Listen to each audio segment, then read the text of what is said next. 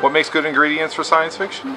Science fiction, somebody once told me, has to have science in it, that if you remove the science from the story, then it's no longer science fiction. It's got to be close enough to the current reality, or what you perceive as the current reality, so that you can understand it and you can relate to it. But it's got to have something, some kind of outrageous supposition at the start. So the bleeding edge of physics, the esoteric ideas that people come up with that sort of work and don't work, that's all good part of science fiction. But to me, it's got to have a sense of wonder to it. It goes back to those idea-based stories. A lot of folks are really focused on character now, but I think you've got to have a good mixture of both. The Space Invaders tournament is going on.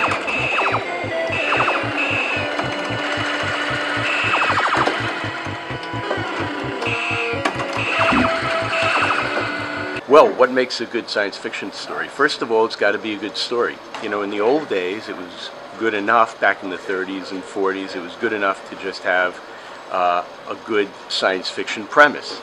But nowadays, it's got to be a good story as well. It's got to be well written. You have to have a compelling set of characters, and you have to be saying something. You have to be saying something important. If you're still around, I'll be in a sequence uniform. I actually believe in the characters themselves.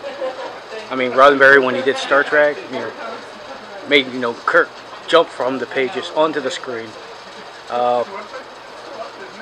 Basically, if you have good talented writers who have a limited imagination, like Mr. Harlan Ellison for Babylon 5 being the technical advisor. I mean, he had so many ideas for Mr. Straczynski. The readers believe, and you can feel what those characters are doing.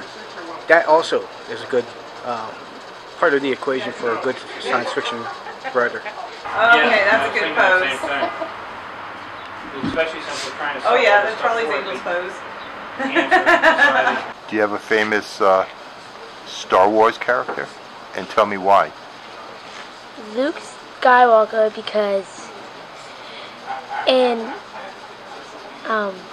the Revenge of the Sith, he's just a newborn, and in A New Hope, he's 19. You need to suspend disbelief long enough to buy into that supposition.